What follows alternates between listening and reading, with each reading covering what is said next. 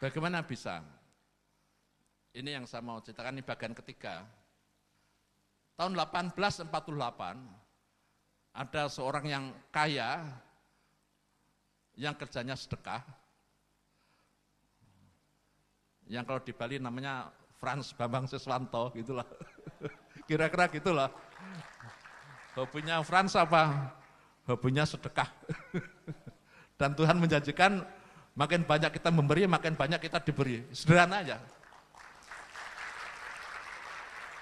Kata Mas Frans itu, ya kita memberi pada ciptaan Tuhan yang hidupnya susah. Artinya kita berbuat untuk Tuhan. Gitulah kira-kira. Enggak usah dipikir balasnya. Bahkan dalam ajaran agama dikatakan kalau kita ngasih, kasihlah dengan tangan kanan seperti tangan kiri kamu juga tidak tahu. Itu ajarannya. Jadi jangan orang miskin itu dijadikan objek pameran kedermawanan. Orang kaya itu kelakuannya kadang-kadang gitu. Jadi suruh antre, ya, itu namanya pemerintah, suruh ngambil BLT. Menunjukkan pemerintah itu sang maha dermawan gitu, kira-kira gitu. Padahal ini uang rakyat juga kan.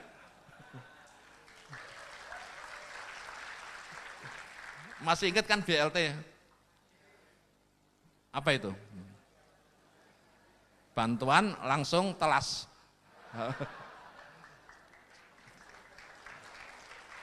Paham saya itu begini, orang miskin itu tidak punya apa-apa. Hal tidak punya, yang dia punya tinggal satu aja.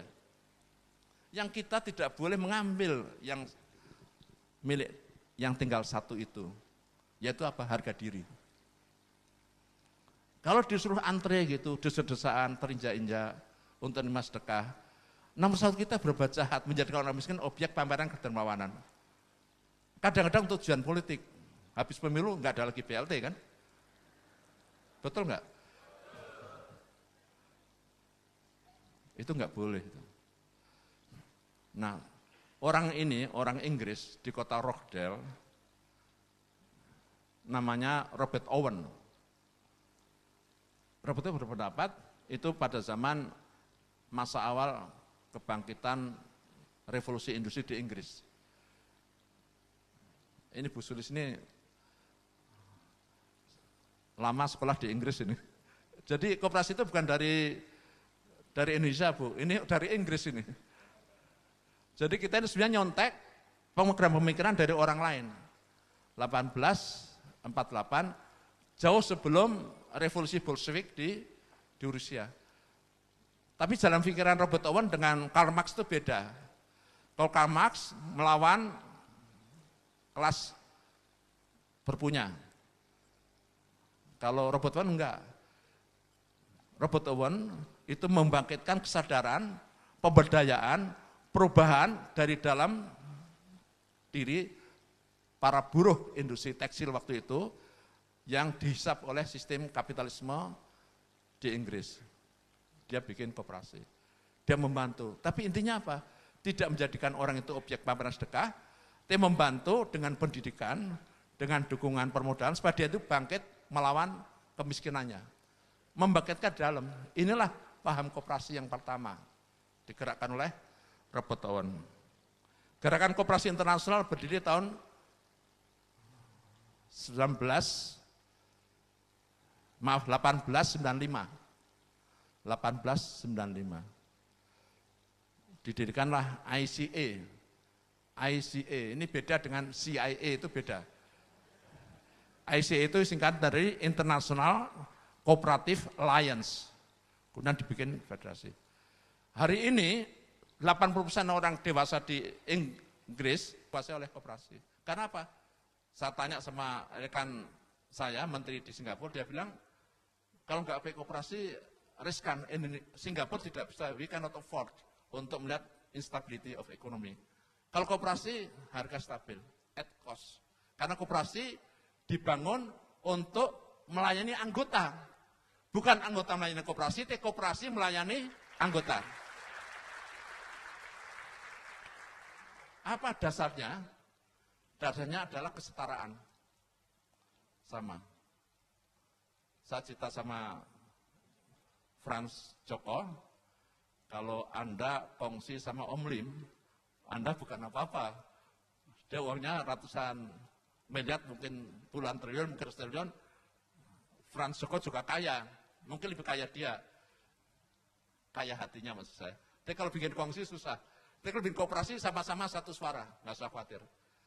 Itu hebatnya koperasi. Karena di koperasi yang dimuliakan adalah manusianya, bukan isi kantongnya. Karena di hadapan Tuhan, kita kan sama aja. Kalau kita mati, selesai kan jabatan, pangkat, harta, selesai. Karena itu, prinsip kesetaraan ini harus kita pegang teguh. Yang kedua, sistem terbuka dan demokratis. Kalau PT itu kumpulan saham, kalau koperasi kumpulan orang yang berusaha. Prinsipnya kumpulan orang. Karena itu di koperasi harus ada prinsip yang paling penting, kejujuran.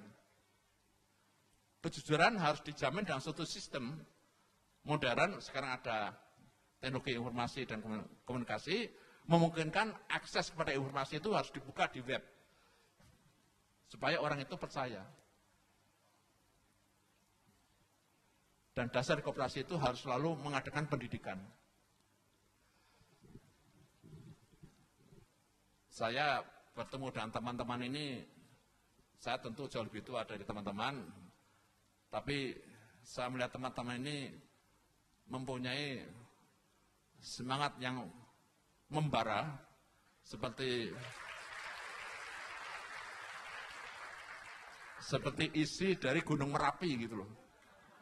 Menggelegar gitu loh.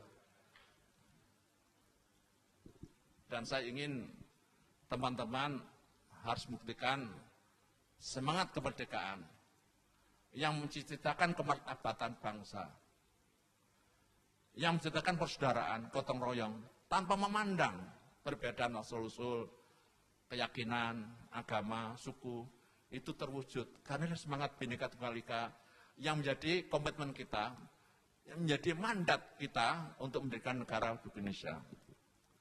Kita harus jaga pesan dari para pendiri Indonesia untuk membangun Indonesia yang berkeadilan. Yang itu tidak akan jatuh dari langit. Itu harus diperjuangkan dengan tindakan-tindakan, tidak dengan omongan, apalagi hanya dengan mikir. Kalau sistem seperti ini dibiarkan, ada konsentrasi pemilikan aset di tangan sebagian atau orang, yang lain dalam keadaan papa, sistem keuangan lebih memihak kepada yang punya aset, karena begitulah desain dari sebuah lembaga keuangan yang bank, maka yang dapat kemajuan karena dapat pinjaman, dapat kesempatan yang punya uang. Apa akibatnya? Yang kaya tambah kaya, yang miskin tambah anak, begitu kan? Ini harus kita hentikan. Ini enggak benar sistem ini. Kalau mengharapkan pemerintah itu baik.